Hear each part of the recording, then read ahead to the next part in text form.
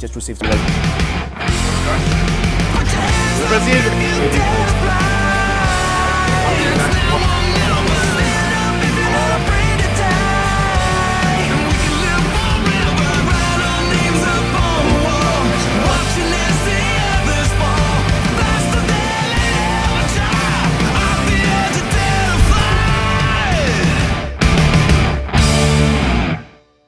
Fun flyweight division, but what I want to talk about today is I know that Makai was a big story, but we've got a crazy couple of months coming with Brave Combat Federation. You're talking about month, 28 days. 28 days. I mean, yeah, A month.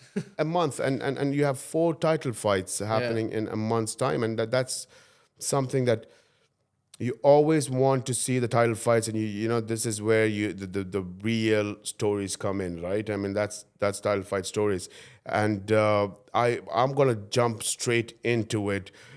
Kubanic is back to defend his title at the lightweight division. The boogeyman against Raul.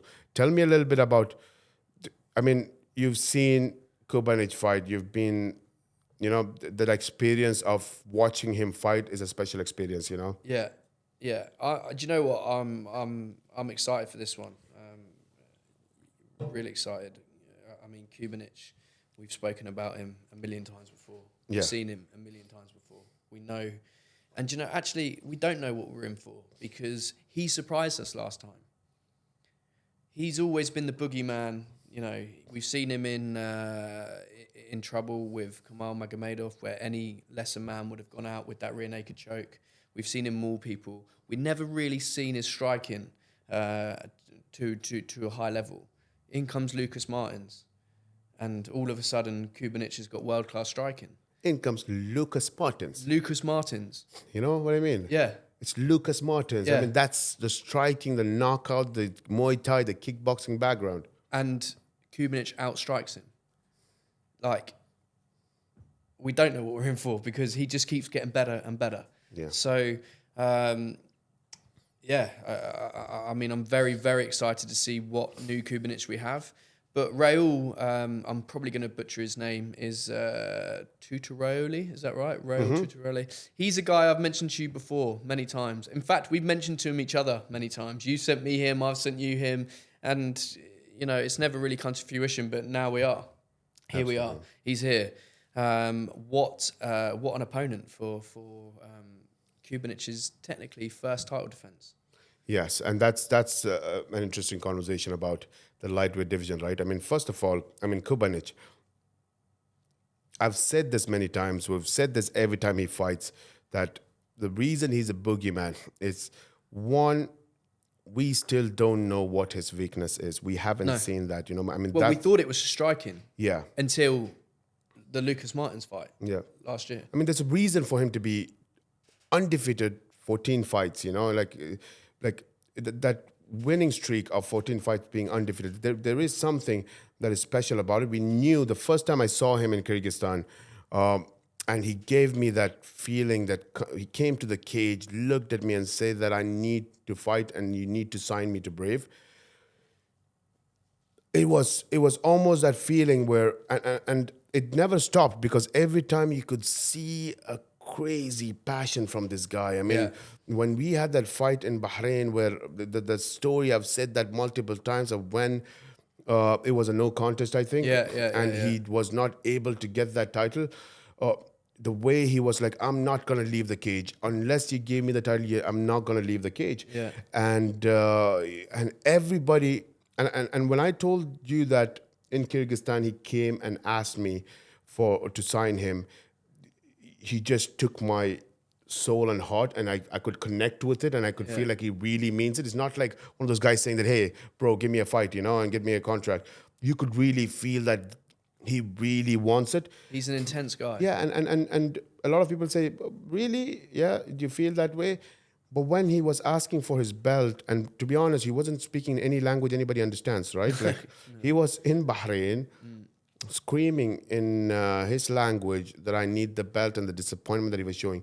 But you could see the crowd go quiet and silent and just hear the scream of Kubanic sitting there with agony and anger and all that emotions. You could hear it echoing in the at Khalifa Sports City, and the fans are just sitting there quietly watching, and they all got connected to it. And that's when His Highness gives, tells me, give him the title. He deserves it, not because he's a champion, because he is a champion. Not technically from a winning perspective or on the record side, but he's a champion. And you can see from his heart that the passion that he has. So when His Highness asked to give the belt to him, the actual belt, but not the record, of course you cannot. So we would put, I said, you know what? You can carry the belt with you. You can take the belt, and that's the least we could do. And we put that belt on. You would see the crowd go crazy. What just happened? You guys don't know what he was saying. That's the feeling, right? Like when I said that took me and made me feel that what he was saying was serious, but it really happened to thousands of people that was in the case at the same time, and that's how strong and passionate his passion and willingness to be the best in the world is, and it's there with him. And that's why you could see that we look at him and we see how strong he is at wrestling, and his grappling game is fantastic. I've said that he's the Kyrgyzstan Khabib, and you could feel everything about it, how he destroys his opponents. And when you look at him finishing his opponents back to back, just finishing his opponents, and you're like, wow, this guy is great. And then you see the two fights that you mentioned with who is a submission specialist, right? His grappling skills are fantastic, and you said that he caught him into RNC choke. But that's when you know that, listen, when you fight one of the best grapplers and you deal with them, and you're a tough grappler, and you put him in a position where he's struggling, the opponent is struggling, and then he puts you in the worst position you can be, and you survive that. He just proved in that fight how tough he is. And then you're talking about Olzas. That's an interesting one, because that was the fight. That was the fight before. But before that, so you're looking at Olzas, who's known for his heart. We always talk about Olzas and his heart, and how he makes people break down. And you're looking at, and after Kubanic's fight, he's won 5 times after that. Olzas, he is one of the top fighters out there. And a very tough one. So when you look at Olzas and you're looking at a grappling specialist, and these two guys, Camille and Olzas, are two guys that he went and never broke down. On the contrary, he put on a fight that made them feel like, wow, we've got no choice. That shows the mentality and the heart of Kubanic. And then he goes and knocks out Lucas Martins, right? And tell me, what's his weakness? I can't find one. I don't have one. I really don't. And I think that's why he is, for me, one of the best lightweights in the world. Like, he deserves, when you hold that lightweight championship world title, some of the times you win and you get a world title. We've seen that. But to be a world champion, and you look at an athlete like Kubanic, you know that, wow, that really represents the world championship belt. And coming back to that lightweight world championship belt of Brave, if someone can do something that is against the history of Brave's lightweight title, we know that there's a curse in the lightweight title and the history of it. There's how many? 7 champions in the lightweight division. Yeah, I think he would have broken that curse last time, though. It was unfortunate it wasn't defence, because Lucas Martins didn't make weight. That's why it's called a curse, right? Yeah, well, the curse did live on. He didn't make weight. He didn't defend the belt. And that's, see, the funny thing about the curses, it doesn't have, it's not just the fighters that's being affected by it. We are. It's exactly, we are. Absolutely. Everybody is. Everybody's affected. That's the funny thing. Like, you were going to fight for the title, and you were going to defend it, and you did win that fight. Yeah. But guess what? He missed his weight, and it was not a title defense. Yeah. So, and you're like, what are the chances for that to happen? And then, and that's not only for that fight. Historically as well, if you look at the way Luan Santiago, if you look at what happened with him, a freak accident. You look at, I think even Lucas Martins, he fell and he had an injury. Nothing to do with the fight, right? It was slip, get injured, because they were champions. Yeah. and they couldn't put on a fight and win or lose based on the fight itself.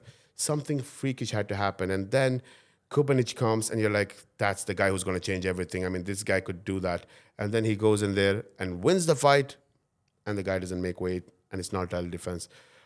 There's something there that's going on. And listen, if there's anybody who can break that curse, it is Kubanic, like we just said, There is. Although he's got some challenge in front of him. He's got a crazy challenge in front of him. So I just to sorry to cut you off, but I've wrote a few things down here. I was looking at Tapology before doing this. Yeah. And he fights in two divisions, Rail. He fights in featherweight and lightweight. He is the number one. I'm just going to read off the list, right? He's the number one ranked fighter for lightweight in Poland, Eastern Europe, Caucasus, Europe, and Eurasia. He's also the number one fighter at featherweight in Poland, Eastern Europe, Caucasus, Europe, and number two in Eurasia. So he is top. He is number one in two weight divisions in 9 continents or 9 categories, right? He's also pound for pound number one in Poland, Eastern Europe, and Eurasia at lightweight. It is. Like, I've lost count there of how many lists he's number one ranked in. 4 of them as pound for pound. That's crazy. And see, when you speak about those records, I mean, that is, for me, I mean, I'm just going to throw it out there. I mean, this is one of the most exciting title fights for me that's there and has been there. I mean, it's crazy in terms of the quality of that title fight. Let me give you another stat. He has more KOs than Kubanic has wins. Mad. I mean, it's the experience that he's bringing in now. Now, when you talk about the experience you're bringing in, and you're talking about the best in 2 divisions. And listen, there is something that when you mentioned that he fights in 2 divisions, featherweight and lightweight. Yeah. You could spin that in 2 ways, right? You're talking, 100%. I was gonna mention that. I mean, you think about it. I mean, scary side about, we just spoke about Kubanic, his strength, resilience, and he's a big lightweight. He's a big lightweight. And he's dealt with some tough fights. Yeah. When you have Aldous and Camille, you've dealt with them. Yeah. 2 guys known for their grappling or their heart, and you've dealt with both of them. It is going to be a tough night when you are not as big as your opponent. Yeah, but you're right. There is potentially a disadvantage to Raul in the fact that he has fought smaller and Kubanic is big. But at the same time, people fighting Raul and his foundation, his style of fighting, being smaller has helped him. He's a very short, compact fighter with great wrestling. That, taller fighters find it very difficult to take him down. Very difficult. And that's a very good point you mentioned that. I mean, if you need to, so there's 2 points. I mean, we have to, I mean, if Kubanic thinks that he's going to put his strength over Raul and he's going to wrestle him, because we've seen that strength of Kubanic, and one of his biggest strengths were the grappling side. Yeah. And if you're going to do that with Raul, then your point is a very important part of this whole fight, because you are not going to be able to take a guy who's not as tall as you, and it makes it so much more easier for him to defend those takedowns, move around, keep the distance, and work around it. And at the same time, you're also vulnerable to those crazy predictions of when you know that you want to take me down, you know it's going to be difficult.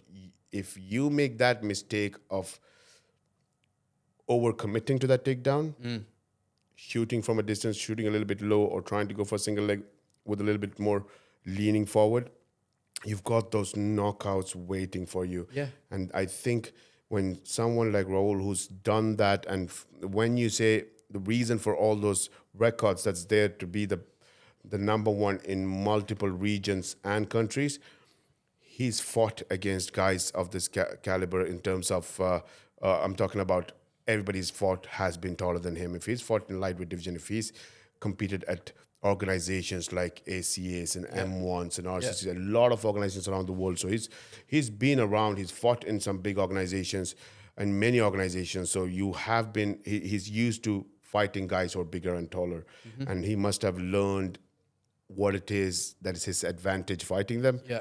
And I think that is something that Kuban needs to be really aware of. And if he's going to grapple with the guy who's shorter than him and expect that it's going to be an easy night, it's not. Let's not forget one thing as well. He's Georgian. Absolutely, he's Georgian. I mean, we just spoke It's about all coming together. it's all coming to. Come on, man.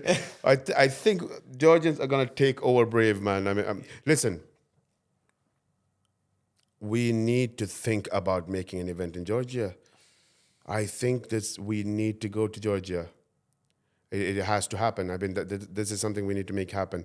You know, thinking about it, when you're looking at Bidzina, we saw performance of Lasha. We've seen the history of Ilya Tapuria with Brave, and now Raul fighting for the title.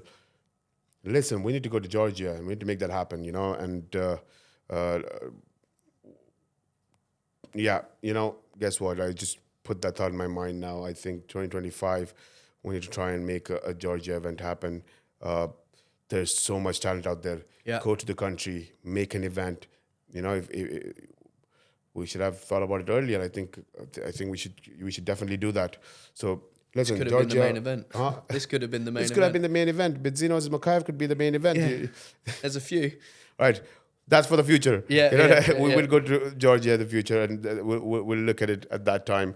But yeah, I think you for me, style wise is crazy how crazy Kubanic is. But the more we speak about Raul, the more scarier and dangerous he is. I mean, Yeah.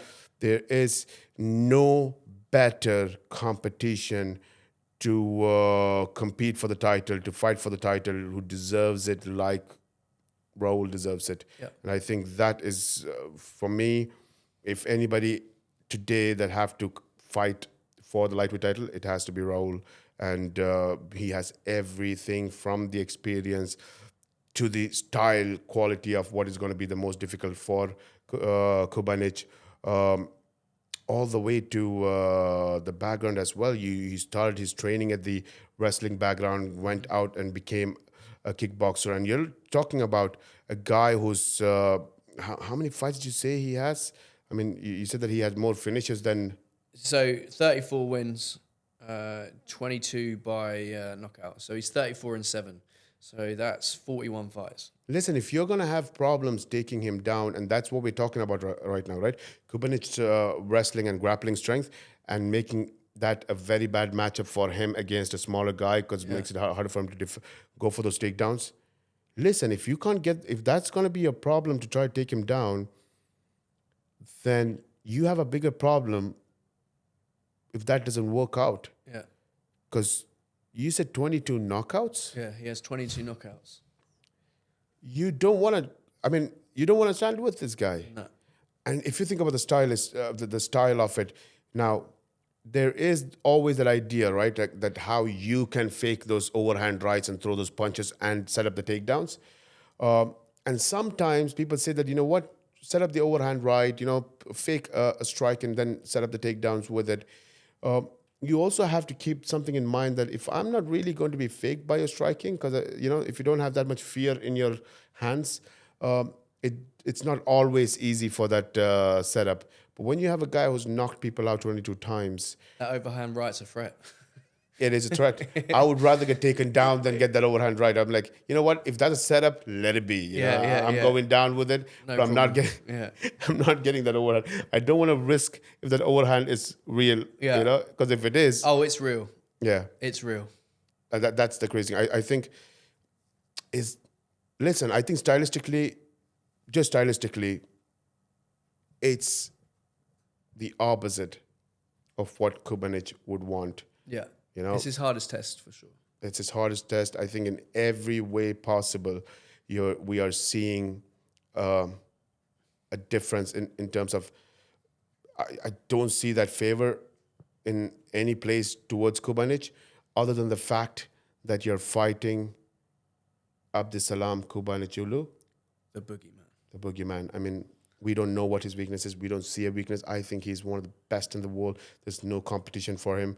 But everything, when you look at the data, the technical side of things, you're seeing all advantages leading towards Raul. Yeah. Other than the fact that, yeah, it's the boogeyman. Boogeyman. You can't have a lightweight title fight or any title fight at that, it can't get better than this. I mean, it's crazy how good this title fight is, and really, for me, I'm just so excited to watch the title fight. Like, the most unpredictable title fight for me. I think so. Yeah, Yeah. from the technical point of view. The I mean, most evenly sort of yeah. matched. because they both can do everything, and so it is for me the most unpredictable, and I think it's a lot to do with the styles between them, and we're gonna see a lot of who these fighters are from themselves. But you have this champion in Kubanic, and there's going to be definitely. He's for me, he's up there. We've got Eliezer Cabanza, the scariest man in Brave, but a very close second is Kubanic. Yeah, I mean, see, I will tell you, like, Eliezer Kubanza is a scary fighter, and we say that how scary he is as an athlete. But he hasn't been tested the way Kubanic has been, and that's the difference. Yeah. Kubanic is scary, is no more the question. That question was there 3 years back. Yeah. So Kubanic was scary 3 years back. Yeah. Today, Kubanic is a problem that we need to bring the best Harvard University scientists to come together and figure out how we're going to solve this problem. What's he made of? Yeah, how are we going to solve this problem? I mean, Yeah. because you don't have a weakness here. Yeah, So we need to find how to fight. I mean, and I think that's a good problem for any, coaches who loves to break down fighters and understand how we can beat this individual. Yeah. And I think that's where we are at with Kubanic. So he is the best in the world at this stage, and you're always looking forward how we're going to beat him. It's that Khabib GSP vibe, right? Like, you always look at it and you're like, how are we going to beat this guy? And you always know that, you know what? You need to outstrike Khabib. Then you look at GSP and you're like, I don't know how to beat him because he's already figured me out by the time I'm figuring him out. Yeah. And I need to figure out what he's figured me out on. And I need to be able to nullify those things that he's going to be executing. So it just turns your head around. And that's Kubanic's position today, where he's one of those people in those leagues. I mean, There was one man that came closest to GSP. Some arguably believe he did win. Shorter, compact, powerful. Shorter, compact, powerful. yeah. Let's see. That's that might be the formula. That's a scary. Yeah, absolutely. It has to do something. It might be the formula. Yeah, it can't just be techniques. It has to be something more than that. And you're right, when that factors that is not in your control plays a big part into it. And yeah, so yeah. See, in the end of the day, these two guys are lightweights, the best in the world. You've said his record. We know, on the other hand, Kubanic. And when you mention all those accolades and records set by Raul, and you're looking at Kubanic, I mean, we just talk about how great Kubanic is as a fighter. 7-0 in Brave. Yeah, but nobody talks about how important his legacy is as a Kyrgyzstan MMA champion. I mean, for me, the biggest impact, bar none, in Kyrgyzstan MMA has been Kubanic and Valentina Shevchenko. I mean, these two, what they have done for Kyrgyzstan MMA. I mean, you could see that not only that these two are the best athletes or MMA fighters from Kyrgyzstan today, but what they have put out there for their country and as a pathway for athletes, it's just beautiful to see that. And we've seen that. We had the first-hand effect of seeing when we saw the effect of celebration by the Kyrgyz MMA fans when we took Brave to Kyrgyzstan, when we had Kubanic fight internationally.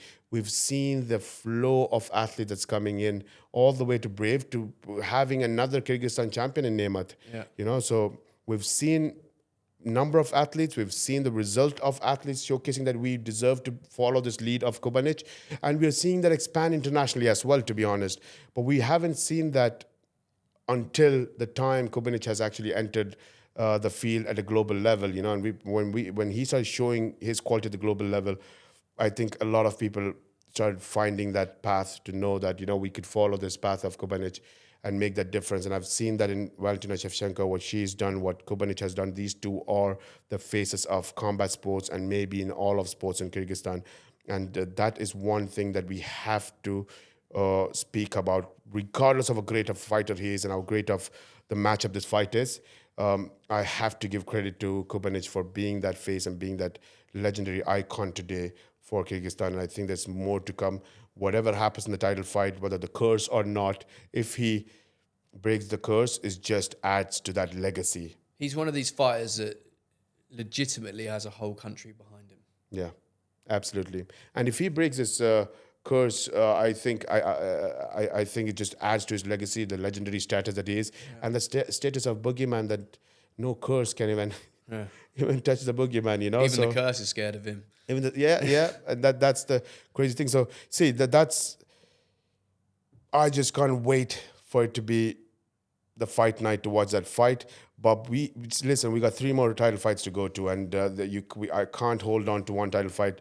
We have to go back to back on the other ones, and let's jump into the next one. Light heavyweight title fight between the. See, we just spoke about 2 crazy fighters, and now I'm talking about 2 of the nicest guys.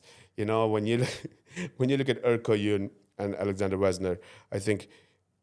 Let me talk about the fight later, but I need to say that these 2 guys are 2 gentlemen. Yeah. Amazing personalities, fantastic guys to meet, know as a human being. And, you know,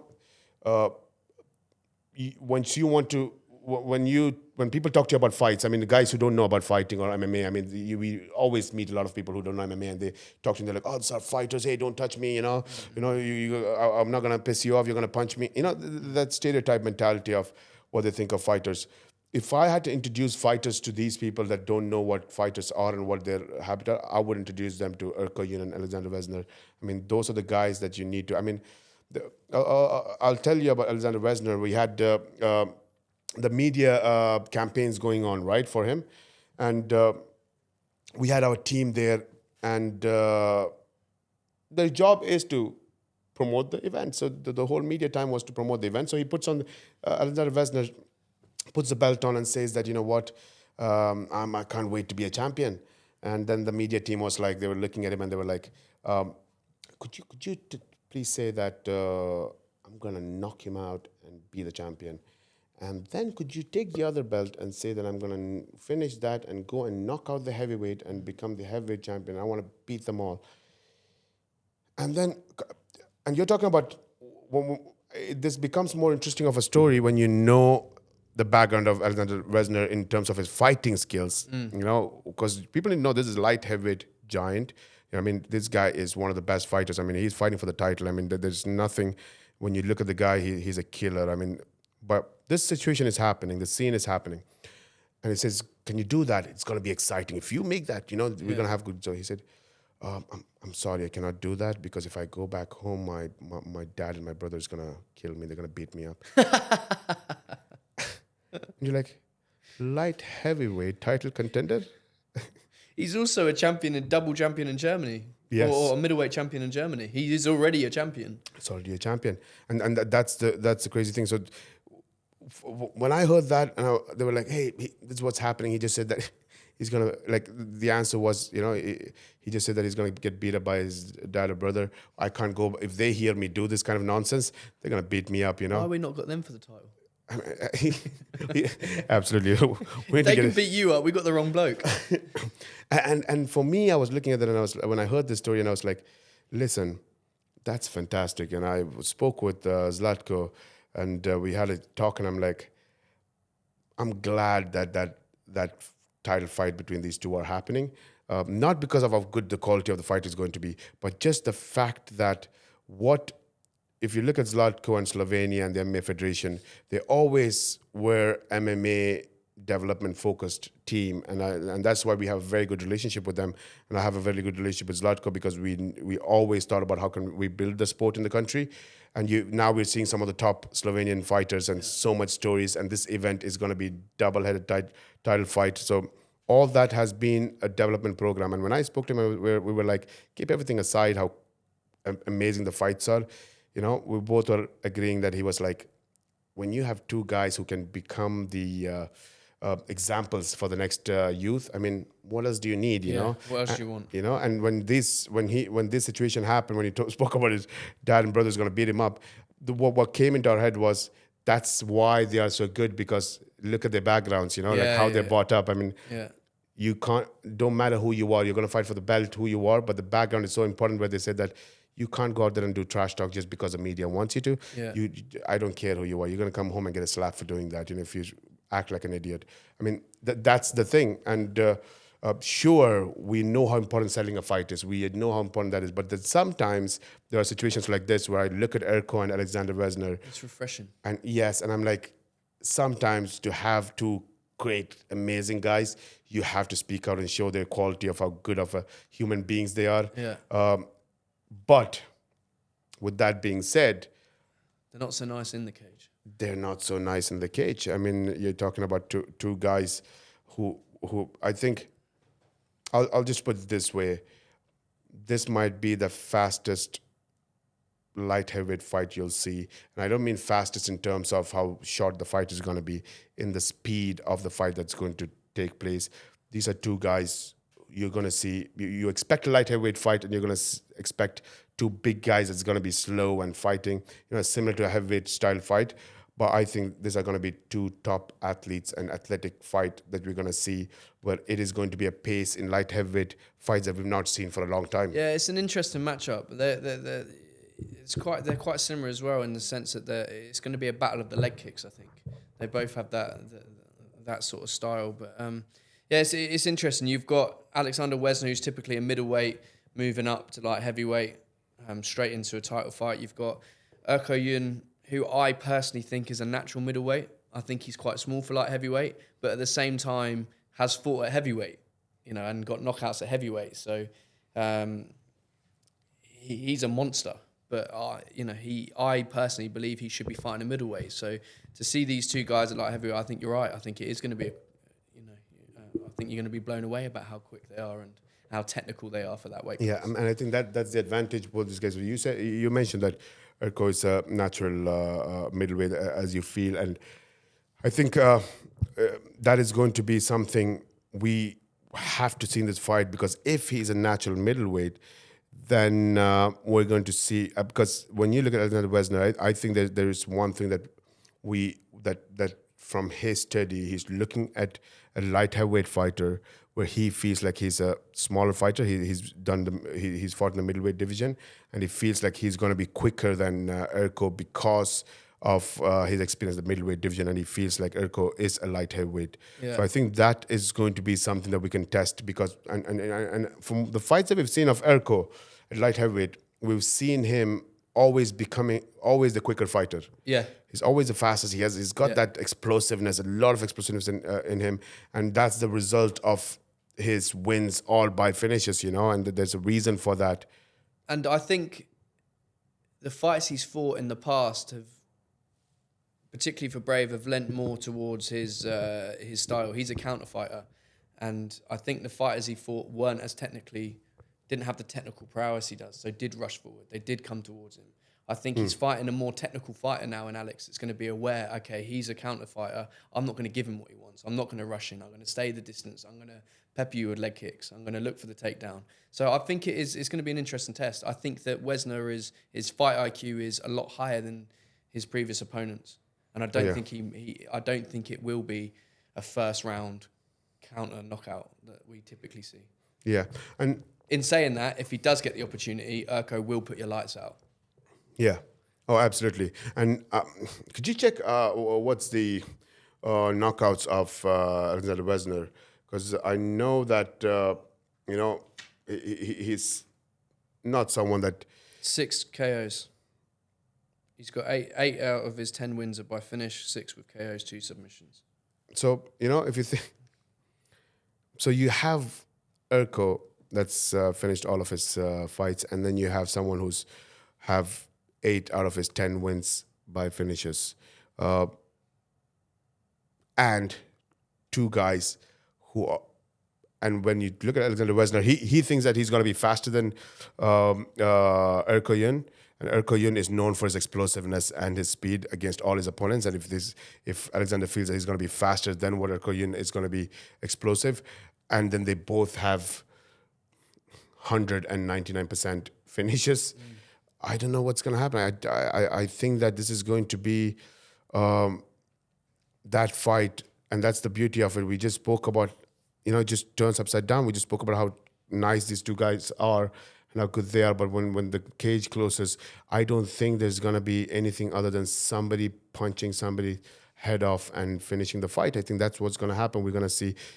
When I look at this title fight, and I'm like, it's one of those title fights that you want to see the full potential of these fights, but because of how good they are and their history and of finishes and knocking people out, and being at the light heavyweight division, at that weight class, you just can't help but ask the question: are we going to be able to see a full fight, or we're going to see someone knock somebody out? Someone's going to sleep. Someone's going to sleep for sure. I predict that. I feel like I don't think it has to be a prediction when you're looking at the data. Yeah. It is almost inevitable for that to happen. Yeah. So I'm just thinking which round. I think that's where the question really And which would one? be. And which one? Yes, absolutely. But listen, in the end of the day, Erkoyun, it's amazing to see that how if he wins, he is going to be, I think, one of the greatest athletes from Bosnia, and he's going to represent combat sports at a different level. Yeah, you've just reminded me. That's an interesting way to look at it as well, because Erko is basically fighting at home. Yeah, he's fought at Slovenia twice before. He's the reason that place sells out. They love him there. Have you seen the last fight and his walkout for the last fight? Yeah, and the fight before, both of them. As far as brave walkouts go, they've been iconic. He's from the Balkans. It's in the Balkans. They love him. I believe for this fight, he was all over the petrol stations, right? Wasn't he? For the promo for the fight, he was. Everywhere. Yeah. I mean, he's been doing a lot of media campaign because the fans love him there. I mean, for him to fight in Slovenia, like you said, he's fighting at home. I mean, the people were dancing along with the song when he was walking out. And then I remember when the fight was over, everybody's gone, and when he was leaving, the whole fans was waiting outside for him to come out. Yeah. So it's not in Bosnia, so he hasn't got an opportunity to win the belt in Bosnia, but it's as close as it's going to get. Yeah. So to take that moment away from him, Wesner's got he's got his work cut out. Forget the fact of how good of a matchup it is. That mentality for Erko, I think, is going to be tough to beat. Yeah, definitely. That opportunity that he has is going to be hard to take it away from him. And it's Erkoyun. I mean, we see this beautiful human being and all the smiles and everything. He is an entertainer. He's out there. People love him. But at the same time, you can't forget that this is not someone who is not used to toughness. You can't forget the story of like for me, when I look at Erkoyun, it always the respect that comes out for what he's become today. Yeah. Whether he's been competing in multiple sports, being a bodybuilder, an influencer, a rapper, a movie star, and done so many things in his life. And today fighting for the title and going to be one of the historic figures in Bosnia. And at the same time, this could make him one of the biggest names in European MMA. There's no question about it. I mean, I think it cements it. I think he's a big name in European MMA already, but I think that cements it. I mean, all that is, when you're looking at being an influencer, title contender, and maybe even a world champion, all that is happening today. And you go back and you look at that and we're not giving enough credit to where he is today. From where did he come? Yeah. And being a refugee from a war-torn Bosnia, and to move and be a refugee in Germany and live in Belgium, and all the way from there to go through that life and have parents separate and everything else and look for opportunities in different places. And today, when you look at that refugee that was looking to save his own life or his family's life or his parents were thinking of saving their own life, survival was the goal to where he is today, to becoming a superstar. I think it is an inspiring story for anybody, and when you come from that kind of journey, it's a tough mentality, and you know what that survival skills are in the head, and he will look at this opportunity as one of those survival moments where I've gone through difficult times to reach here. You're not going to take away this final moment of becoming a world champion. And he's a natural superstar, so I think he's going to thrive in that. Absolutely, and that's a very important point. I mean, he's going to thrive in that. I mean, none of this is going to be a pressure. He lives for this sort of opportunity. He believes he's born to do this sort of thing, and I believe he is too. He is a natural superstar. So not only does he have that resilience from what he's gone through, but he's also recognises the opportunity and will thrive under those lights. Absolutely, I think there's going to be a lot of people.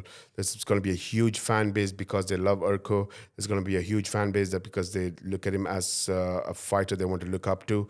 But there's also going to be a lot of fighters that just are people inspired by Urko Yun as a human being, and that's going to be a lot of people that just don't know MMA but wants him to win and achieve what he can achieve and that legacy. So and then there's Alexander Vesner, a fantastic human being by himself, but when you look at it again, like the previous one, when you're looking at it, the guy is not someone to be taken lightly. He is a worthy contender for the light heavyweight division. He's going to be a big threat for Urko Yun. Riding a 5-fight win streak, already a champion. Yeah, he's already a champion, and he's going to extend that by becoming a world champion. I think that's something where you're looking at an opponent where you see similar that he has that experience fighting for the world title, and that's something you're missing. And he's seen that, he's felt that, But not to take away that Urko Yun has fought against Said Mahalim and finished him. So there is a confidence from a technical perspective that you are getting, that you faced against someone who's at that caliber and that quality of title contender. So it is a very, very interesting match. And I think that to crown a light heavyweight champion, this is a perfect matchup. By the same time, two amazing human beings that's going to fight against each other, where I and you believe that it might not go the distance. No. Speaking of not going the distance, yeah, that's one of two title fights that are likely not going to go to the distance that night. We've got Pavel Daladiko versus Azamat Nurtaliev, I think that's how you say it, for the inaugural heavyweight Brave title. Yeah. Never been a heavyweight title before. And like I said before, I think I really looked at, when I look at the weight classes, I always say that, listen, if you want to see the best moments of, when you look at those Instagram reels and the TikTok clips and everything else, one of the most interesting things when you see football is goals. And you see those amazing goals, far shots, all that. So that's the core of it. I'm not saying that you don't like to see somebody dribbling. Yes, sometimes there is a group of people who love to see dribblings as well. So there's different things that you like. But every time the first thing that you think about is goals, because that is somehow the core of the whole thing. And when you talk about MMA, it's knockouts, and that's that thing that comes into your head. And I think because that is the number one action or scene that people, when they think about MMA, if you're not an MMA fan or something, you want to see that, and you could still be fascinated by seeing somebody get knocked out cold. That's what they watch for. Absolutely. So because of that, I think the heavyweight division is there having the right PR because it produces the best of those, like it or lump it, it is the marquee division. Yeah. It is in boxing. It is in MMA. And it is because of that very important factor, right? It's that knockout factor that's there. So for me, when we look at that weight divisions, I've always felt like that is what they're looking for, but that's the only thing that it's going to give. So yes, while we have heavyweight fights in Brave Combat Federation, I've never really thought that the strategy of the organization has to be revolving around heavyweight at this stage. The strategy was revolving around many other weight classes that has some of the best fighters and can compete against each other. And in strategic side as well, we, like I said, there's a smaller pool. You don't want to bring in some heavyweights just because they are heavyweights and they sell tickets, but you don't get the quality of the fight, you know? So you want to bring the quality in. But we decided, to be honest, I mean, between us, we decided that if we are going to make a heavyweight division, and this is, you got to be honest, when you have to be honest, you know, when we saw Powell, we made that clear decision, and that's being, and I'm speaking out this here because that needs to be, it's not something that I'm going to hide, that we decided to make it a heavyweight division around Powell. Yeah, he gave us no choice but to put a title. You know? If it wasn't for Powell, we might not even continue to do the heavyweight division. I mean, we would still have a heavyweight fight. When you see the best fighters, yes, we might have two quality fighters come in and give us an opportunity to have that kind of quality fight. There's no way we're going to miss that kind of fight. We want to bring the best fights on the table. Yeah, but to build division, not necessarily. No. But Pavel's changed it all. Yeah. And it's just because of that individual, we're building the heavyweight division around Powell, around his story, because like Urko, I think Powell has an interesting story as well. I mean, it's not about when you look at Urko's story, we spoke about how inspiring that is. And when you look at heavyweight division, what inspired me to make and think that, yeah, you know what, I'll agree with you, Sam. Let's bring this around Powell and let's make this division, was the fact that it was within our principles where we wanted to see the most athletic and the best athletes compete against each other, and not just for that highlight reel of knockouts, which is great. We could have it time to time in the events, give the fans what they need. If there's a great fight, make it happen. But when you see an athlete at the heavyweight division as athletic as Powell, you know that there could be a storyline and a weight class built around that individual because he represents the quality of being an MMA fighter. I also like his story in terms of since he joined Brave. I mean, he came in, let's be honest, fairly raw as far as fighting. Yes. As far as his technical ability, like he was extremely athletic, which, you know, favoured him in his sort of early career. He came in and fought Shamil Gaziev, unfortunately lost in the second round, but which is credit to himself anyway. To take Shamil to a second round was impressive. But since then he's gone away and he now trains with Tom Aspinall, you know, which, and I, among many others in the world, believe is the best heavyweight camp in the world. Okay.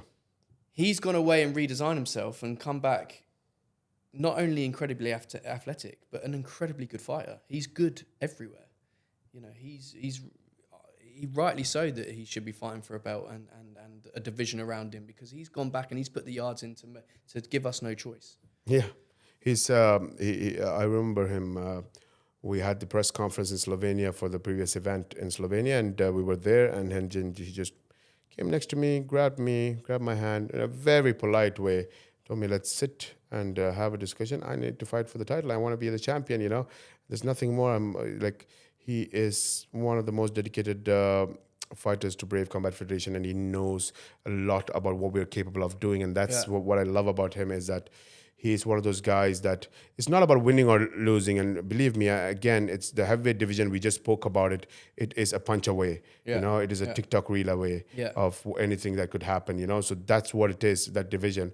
But to represent the right values for him to understand what Brave stands for, what Brave has done for him, what Brave has done for a lot of fighters around him. He understands that, and he wants to be the face of that at the heavyweight division, to build that goal for himself. The king of Brave. The king of Brave, yeah, that's what he said, yeah. You know, that's what he wants to be, and absolutely with that, when you have that mentality, then you look at that person with that mentality and you say that, but guess what? At the same time, it aligns with our principles, because you're talking about the most athletic heavyweight that's there. Very few heavyweight fighters in the world today in mixed martial art that you can count on your one hand, that you look and say that that guy looks so athletic, you know, and it does not come from anywhere. You're actually looking at a guy who is genuinely having a background of being one of the most athletic human beings. I mean, this is a guy who's done multiple sports. He started with basketball, Yeah. to be honest, so he's played basketball and at a good level, I mean, a lot of people say that he was one of the best in the region event, and definitely he didn't think that it was suitable for him to make that decision to go to pro at that age, which was still 16, 17. But in MMA, it makes more sense at that age. But in most of the sports, as we know, 16, 17, sometimes it's not, it's a little too late. Wasn't he a runner as well? Yeah. Like a cross-country runner or something? Yeah, I remember the last time he used to do, and I think he was a marathon runner. So he did marathon, he did basketball, he did bodybuilding, and competed at bodybuilding level for some times. But at the same time, like we said, like even the lifestyle of what he's done, when you look at the athleticism that he's gone through, that's physical, and then at the mental level, to go to UK and try to make a living and make a living for himself. It's not been an easy ride for him. I mean, in a way, when you're talking about Powell, and if people who don't know Powell, you have to actually go search Google and look at him and take a picture of him. This guy is a specimen. I mean, once you see him, was it you who went to him and said that you look out of shape or something? Oh no, I said to him, "Oh, you looking? Yeah, I remember it as a senior. I said, looking in shape, mate, looking good." And he's, "When am I not in shape?" I was like, "Yeah, fair enough." Something along those lines. I remember it. Because he look. So this guy is one of those guys, right? When you see him, he is massive. He's tall, athletic. I mean, he's not that big guy who looks like, he's a monster or something. But he's the most athletic. He's a specimen. He's a specimen. Yeah, I think that's the right way to put it. And when you think about him. So that's why when you see that picture, you have to see that picture of him and then think about him at 4 a.m. in the morning, that he has to wake up and go to the fields and work there and pick your vegetables, And it is for me, when I was seeing that video, I mean, there's a not very clear video, but there is a video of him in the fields and picking cabbages or something, and the first thing that came into my mind is, at 4 a.m. in the morning, if I was walking through the field and if I saw Powell standing in the field and chopping cabbages, I should. Yeah. That's gonna be the most scariest thing to see, But just to go back to that, to the lifestyle that he's been living, I mean, he's done many things to try and be where he is. He's got the resilience again. Yeah, worked hard to be where he is. So I think he totally deserves, and he, although he's forced us to getting the title fight, but he totally deserves it. Yeah. And if we have to build a weight division around someone, I'm glad that it is Powell that we're doing that around. So, and again, this is Brave Combat Federation. The best fighters fight against the best fighters. There's nothing else. There's, we have so much of stories that we talk about, but it is the best fighting against the best. And when you have him inaugurate the first ever heavyweight world championship title fight, you're fighting against the 15-1 Azamat. He started when he was 22. He started MMA when he was 22. He's had 17 fights since then. How old is he now? 30, something like that? But it's only starting at 22. He's at 17 in that short space of time. Yeah. He's fought for 3 different titles. His only loss is in a title fight. I tell you what, I wrote down some numbers here again for this fight. Well, I'll go back to it not going the distance. There's 27 fights, I believe, between them combined. 18 of them are finished by knockout. And in 27 fights, they've only been the distance twice. Not mad. Only 2 decisions in 27 fights between the 2 of them. Oh, yeah, and we were talking about the other fight not going to the distance. Yeah, that's what transitioned me into this one, saying there's another one that's not going to go to the distance. Okay, It's only been to the distance twice in 27 meetings. Pavel's never been the distance. Pavel's been out the first round twice in his career. That's crazy. Listen, I think it's some crazy numbers, like the numbers you would want a heavyweight title to be. Yeah. And when you're inaugurating the first ever title fight in the heavyweight division. Uh, by saying that, one of the factors that I'm looking at from the technical perspective is what's going to be a big factor is Powell's inexperience having a title fight or fighting for the title. Meanwhile, you're looking at Azamat, and he's fought at least 3 title fights in his career. Yeah.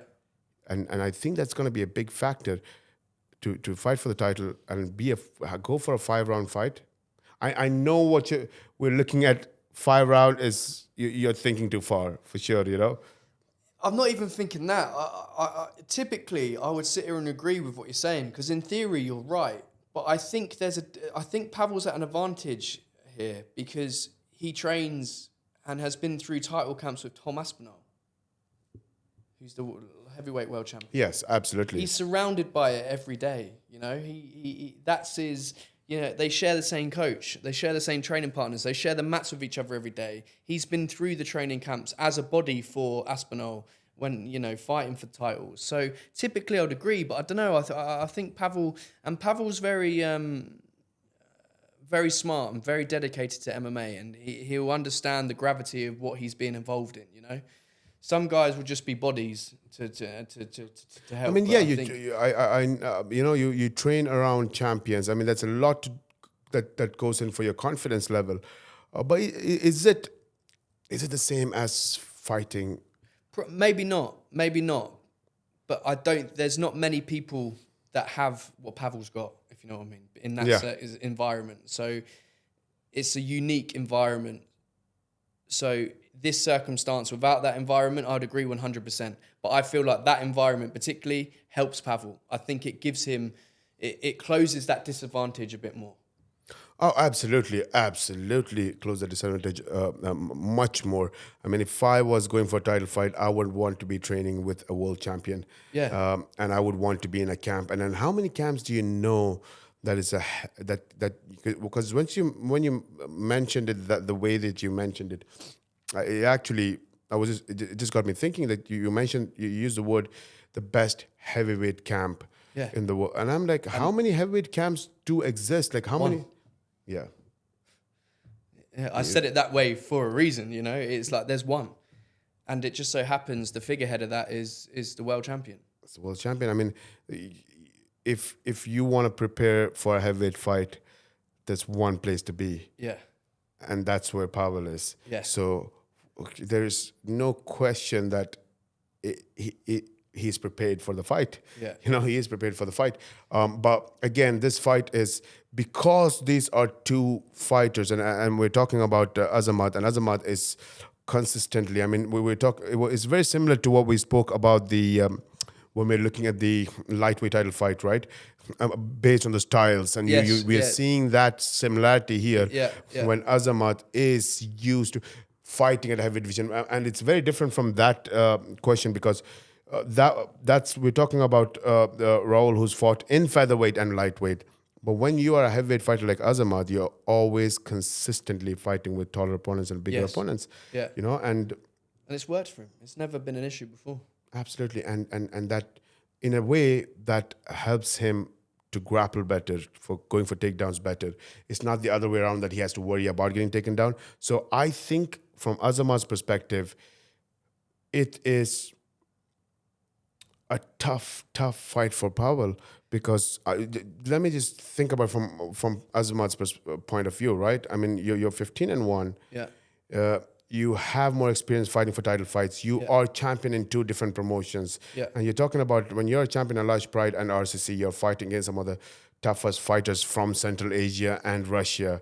I mean, question me if you want to ask if they've good fighters from Central Asia and Russia, So if you are a champion at heavyweight division in these 2 organizations, there is, it's Large Pride and Open FC. Yes. Large Pride and Open FC, and we know the quality of the fighters that they have. So there is no doubt that being 15-1, being a champion, fighting internationally from Central Asia to Russia to France, moving around as well. So that advantage is also there. I mean, I'm not saying the Powell doesn't have that. Powell has that advantage too, but it's not that he has it over. He hasn't done it at the same level. Yeah, he hasn't done the same level. So when you're looking at Azamat, he's coming with a huge package that says that I think Powell is the underdog here, with Azamat having everything to show that he's a better quality fighter. And then you're looking at it and saying that you're a grappler, you have fantastic grappling skills as Azamat, and you're fighting against a guy who's taller. You're used to doing that. It makes it easier for you to get a guy down. And I see all of that in favor of Azamat.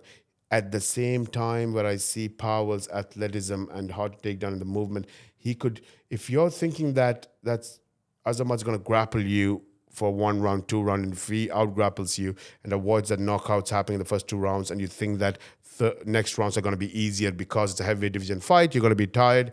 That's where it comes to show that this is the best athlete in the heavyweight division you can ever see. So I do understand that fact too, and the strength of how he should be defending the takedowns.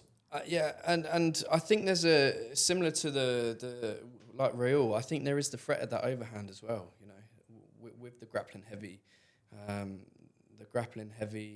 style. But Azamat's no slouch either. He's got 10 TKOs. He's got 13 out of 15 finishes, so he can finish you too. And as good as Pavel is and as technical as he is, he does get hit. He has been wobbled, so I think we might see him in trouble in this fight. Yeah, I think.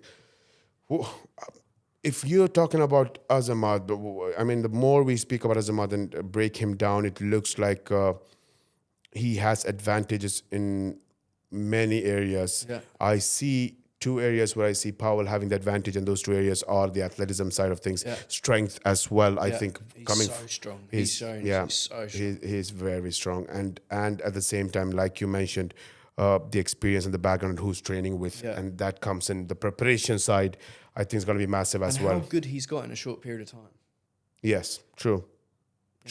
He has he's turned out to, like, from the fights that we've seen him before. Every time he keeps impressing, much more than what he did the last fight. But if it's just the power, athleticism, and the preparation that he's having, how do you see?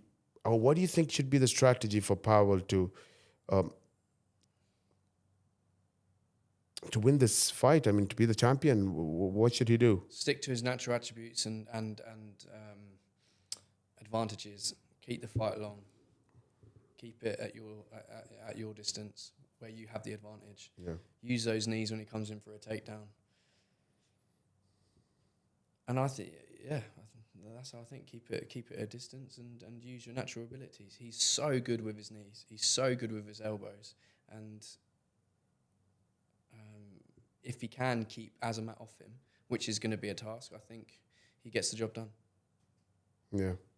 It is going to be a tough fight to call. I mean, in the light heavyweight and heavyweight division, as we know, as we discussed. I do think if Azamat does get a hold of him, we've never seen Pavel's grappling before. I do think he's going to surprise everyone with his grappling. I think the kid can grapple. That'd be an interesting one to watch. I think he can. We haven't seen it. We don't know. But again, I go back to that camp. As we all forget that Aspinall is a grappler. True. By trade. He's a black belt in jiu-jitsu before anything else. It just so happens that he's got the best striking in the world now as well, but he is a grappler. So they are grappling in that camp. Right. You might not see it because of all the knockouts, but he is going to show a high level of grappling if he needs to. And if you can put that technical aspect into someone at the heavyweight division who has a lungs to run marathon and has the athleticism to be as agile and keep moving and be active on the floor, I think that is going to be a very tough heavyweight to grapple with. Yeah. You know, I think a lot of those techniques, you don't have to be at a black belt level, but if you can train with the quality. If you're around them, though. If you're around them, yeah. Imagine you get those skills that is needed to compete at that level. Yeah. Plus, you have the lungs that can deal with the grappling and keep yourself agile and move and have the athleticism. I think that adds to a lot of the techniques that you might be missing in experience-wise. But then, you're, like you said, training with some of the best in the world at heavyweight division, it is going to be an interesting one. I think I see the needle moving in favor of Azamat in a lot of things from the papers that we're looking at. But On paper, he looks the favourite. Absolutely right. And Yeah. when we talk about If you look at it paper versus paper, it's a clear advantage for Azamat. yeah, If you don't know them, if you're just looking at them from a neutral perspective, never seen these boys before, even without looking at their pictures. I think if you look at their pictures, it sways a little bit the other way. But if you're just looking at the records and on paper, the stats, Azamat's the favourite. yeah. But with the things that you mentioned now, with a lot of the information, we do understand why he is of the quality he is and why he is there fighting against, fighting for the inaugural title. It all makes sense, except case study. He hasn't shown any of those in terms of that grappling quality or fighting for power. Yeah. But when you're talking about all the information, there's a lot of that. But that's where, like, why the paper leans towards that, because he has been, what we're talking about, his advantage is there and Powell is not there, and this is the time to show. You just remind me of, as you're talking there, it's quite interesting for me to see Azamat fighting for the title. I mean, it's reminding me of something else as well. It's quite funny. I remember after Pavel's second fight in Brave, we were getting on the bus. We were in Slovenia. We were getting on the bus, and I said, "I've got a matchup for you. I've got a matchup I want to see." And he's like, "Who's that?" And I said, "Azamat." So this is a few years ago. I've always sort of visioned it because we first met Azamat in Uzbekistan. He's an interesting character. We were doing media day, and he was sort of floating around anyway, being the character that he is. And he wasn't fighting on the card. I didn't even know who he was. But this big bloke comes in, takes off all his clothes, puts on the Brave fight kit, and stands and has a media day with the belt. I'm like, who the fuck is this guy? You know what I mean? No way. He did a media day and said, "I'm going to fight for Brave." He said, "Let me fight on this card." I was like, "Brother, I can't. It's done." He goes, "I'll fight for free. Let me fight on this card this weekend." I'm like, if only it worked like that. I love the energy. If only it worked like that. And now here he is. Wow. So when we were doing all the posters and stuff for this fight, we didn't have to contact them for pictures because it's like, we've got media day pictures of him. He did them when he wasn't even fighting because he just walked in and said, "Let me take pictures with the belt." That's crazy. Mad. And now here he is. And it's the matchup I said to Pavel I could see happening years ago. Oh, that's crazy. I think and Powell is one of those guys who definitely kept it in his head. Probably. He must have remembered that for... Sorry, Azamat, if I gave an advantage. It was just... I'm not sorry. You're fighting for a title. It's happening. Absolutely. You know what I mean? For a title. It's. I think everybody wins here. Yeah. It's inaugural title. Azamat wins. Power wins. I mean, there's so much going on with this heavyweight division. The fans win in this one. The fans win in this one. Absolutely. And while we're talking about Tom Aspinall and the team and the background of it, I think the next title fight, we're looking at a very similar style in terms of Louis Cardo, super welterweight division, and you're looking at Louis Cardo from CM System, another camp that has bought some top fighters. You know, I mean, you're looking at some big Brazilian names that is historic, right? Like Luan Santiago.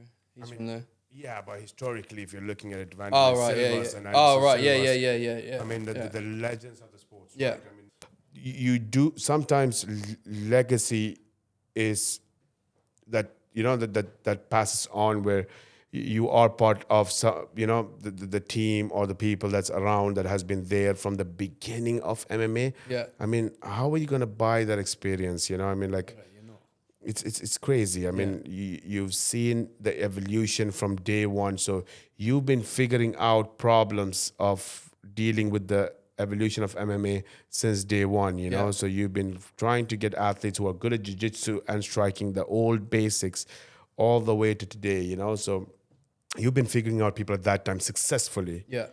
And when you are around those people, I think you have no choice but to be a complete fighter. And I think that's what, in this title fight, you have to say that without a doubt, Louis Cardo is the underdog by a mile. No question about it. It is one of those fights that... What's interesting about that is I feel like we almost say that every time he fights. For sure. For Brave. I always feel like he has been the underdog, and he's got 3 fights now in Brave and 3 finishes. Yeah. And it always seems to be the story that he's the underdog. Yeah. And I think that's a lot to do with... I mean, that's why he's fighting for the title. Absolutely, yeah. He's fighting for the title. He is the one that's deserving the shot at super welterweight division, no doubt. And, it's just the idea that the way he's upset the expectations of people thinking the favorite is going to win the fight, I think that is the opportunity for him to have that shot at fighting for the title. The only problem is the champion is not a normal human. That's the issue. You're talking about Kamal, where... What, you're talking about a perfect 11-0 record and 100% finish rate? And 10 of them in the first round. You almost can't write it. Yeah, I think that's... And it's that fighter that... The reason why... So, here's the thing. A lot of fighters that's out there, you want to go and search for records, you will see a lot of undefeated records. And then you are seeing few people that have those undefeated records, whether it's 10-0, 11-0, or 20-0, it doesn't matter. And those records are different because it is just a showcase of how good the individual is 11 times. You are looking at an athlete that has everything from world-class striking to grappling to all of it. It's just one of the best fighters. I mean, what else can you say about Kamal? I mean, there's nothing for me. Listen, I have nothing to speak about Kamal. I have nothing. I'm not going to sit here and sell a fight. Nothing. If you watch him, it sells itself. He's a Dagestani with the Dagestani wrestling and world-class striking. Like, it does not get more complete of a fighter than Kamal Magomedov. That story, I think. What else can you say? Nothing else, and that's what's happening. Like, you're telling me that I'm gonna go and see. We've been finding out people trying to take him to the second round. That's an achievement, and I would give a bonus for someone going into the second round with him, because you need to spend 5 minutes with Kamal where you're looking at it and you're like, you know what, I'm gonna grapple him, or I'm gonna strike him, I'm gonna set up take down defense, and you're looking at it and saying that this guy is fantastic at striking. You're going to strike with him and he's going to be out-striking anyone that's in front of him, like world-class. And then you're looking at world-class grappling, and he's going to choke you out, submit you in every different way that you can think of, So, and you're going in and you're like, then why make this fight? Like, don't make him fight anybody. Like, you're just going to beat up everyone. I'm like, yeah, but that's what I'm telling you, that you could take him to the second round. That's a win too. I mean, that's where we are with Kamal, Yeah. I mean, that's why in this, I said that Louis Cardo, he's been upset going, every fight, there's been an upset. He's always been that underdog. But when you're looking at this title fight, Louis Cardo, and I know it doesn't sound right, but Louis Cardo has to bring in something special. He cannot be an inch out of the game. He cannot have his head out of the game. He cannot be having a tough weight cut. He cannot be messing up with his diet. He should have done everything perfect every single day until Tenerife. He should be pitch perfect preparation with the best people around. And that is the only way. If he decides that he wants to eat a chocolate cake, if he thinks that I can wait an extra pound and take it to the next day, if he makes an inch of a mistake, that's going to cost him. He's got to be pitch perfect. And on the day of the event, bring in something special that his coach or his team didn't see in the gym as well. You've got to be that special and bring it there to beat Kamal in that fight. That's why I like this fight. That's why I like it, because you're bang on. You are bang on. But Kado's got this va-va-voom that he finds a way. Yeah. You're 100% right. There's something about Kado. I don't know what it is. He's just got this va-va-voom.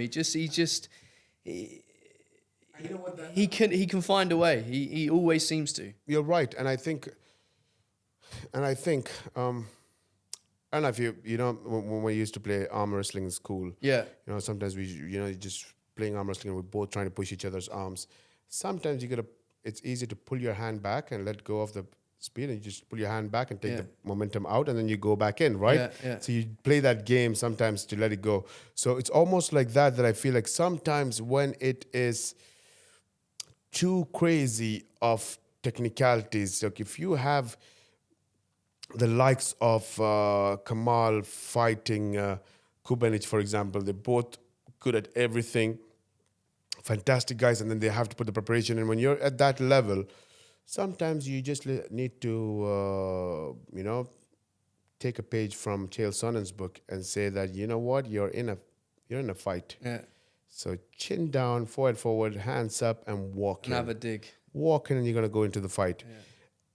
And it sounds very simple, right? Like just go in and fight. Yeah. But what he was really telling is not from a technical perspective, like you just do that if sometimes you want to do it. Yeah. But what he was meaning is that switch that mentality that Because it's a fight. it's a fight. Yeah. I need to go and put a fight. Like if I play with him the chess, if I try to be more technically better than him, if I'm going to try to be solving the solution of his striking and find a better way to strike him, sometimes you're losing a fight when you know the guy has that quality. And we've Yeah. seen Chael Sonnen and Anderson Silva. Yeah. He went and he said, it's a beat him fight. up. And that's what I loved about Chael when I don't know if you remember the Ultimate Fighter when he was a coach. Yeah. And that's where a lot of people saw Chael differently. Yeah. And Yeah. they understood that, wow, the reason his team won, regardless of whatever, but his team's mentality was Chael's mentality. Yeah. The guys, you're going to go in, and every time you go in, put up a fight. You're going to go in and make a fight happen, put your chin down, hands up, and walk into the guy. Louis Caddo is that guy. Louis Caro is that guy. And that's where in this fight, when we talk about all that stuff, yeah, you got to be perfect. But also maybe you got to be a Nate Diaz. You got to be going out there and show zero respect and put him into a fight where he realized that, wow, where did this go? You know, from a professional world, it has gone to where Louis Caro has lived a life that came from there where he looks at fights and can make a fight. Because you look at his story, he was part of those crazy stories of being a football fan hooligans. And he come from that background. Yeah. And I remember when he was the last fight, when the stories were there, and I remember reading an article about, and the headline said something like how MMA saved my life, for Louis Caro. So I remember at that time looking into it, and it did mention about the lifestyle that took him into a lot of fights in football with rival gangs, rival teams, and their hooligans, and a lot of abuse of substance and drugs and everything else. Yeah. And that was, when he looks at it back from now, it was definitely one where that was downhill.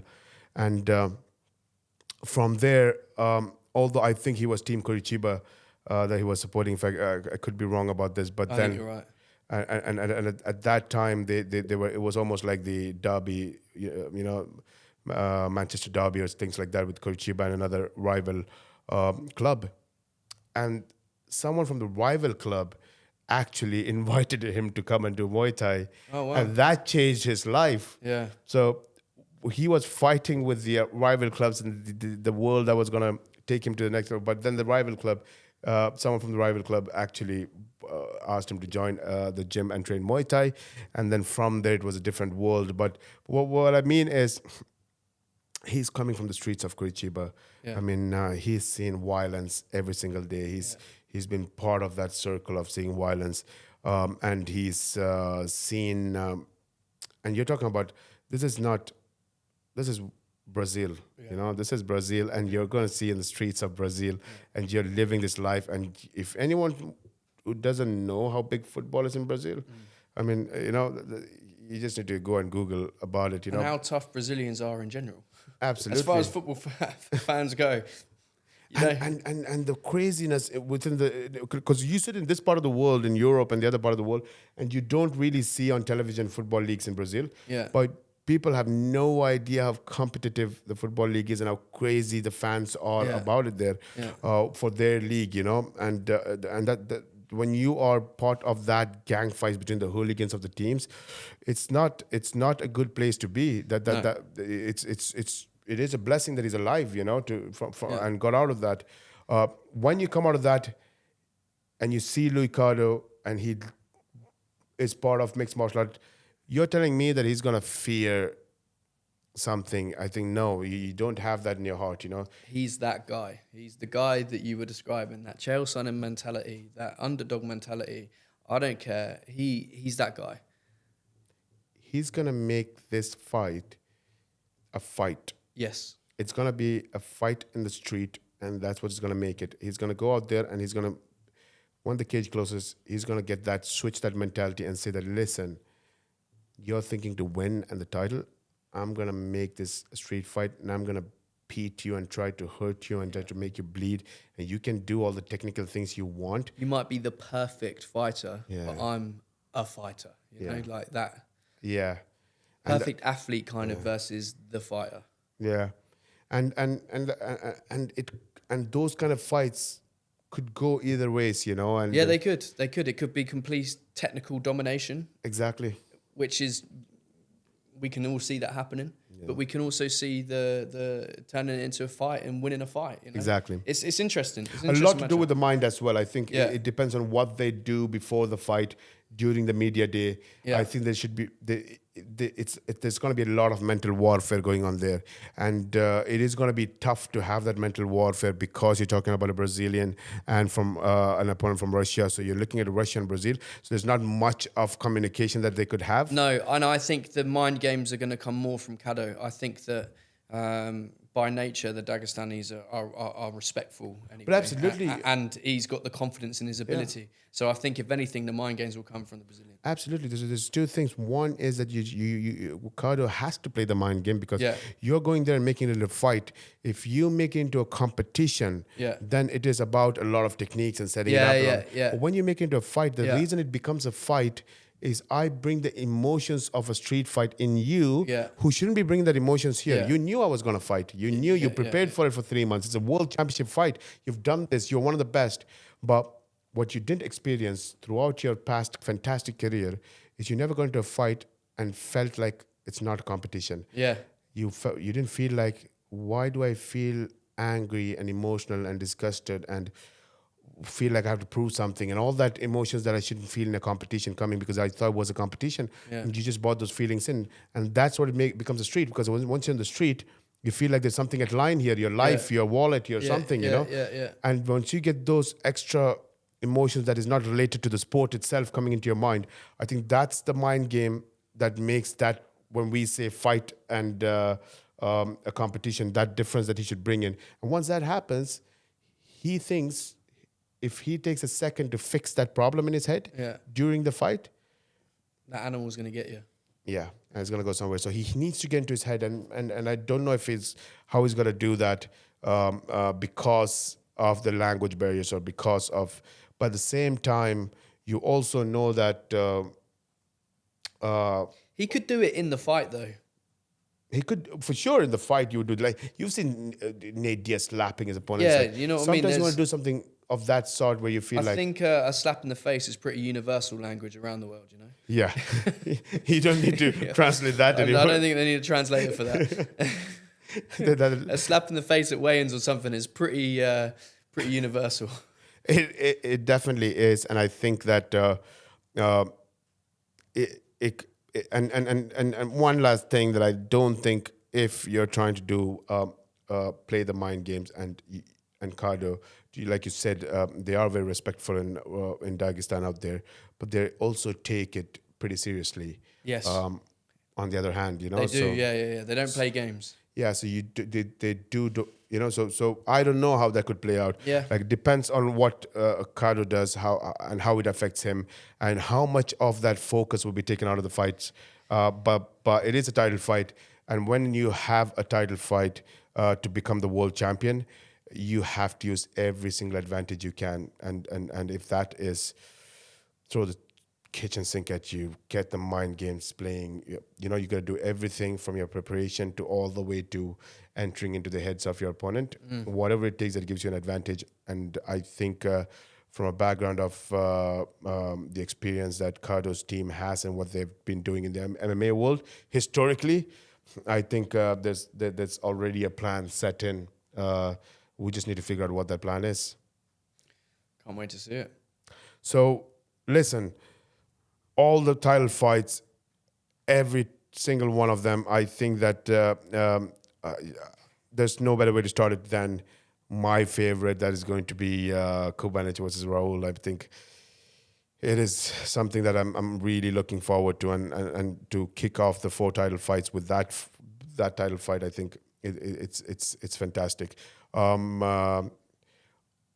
Sitting cage side and watching Urko and Pavel, 2 of the guys who are not from Slovenia but would be act almost like fighting at home. Yeah. You know, it's crazy how that is, and what they've built there in Slovenia and the fan base itself. And it also speaks a lot about Slovenian MMA fans.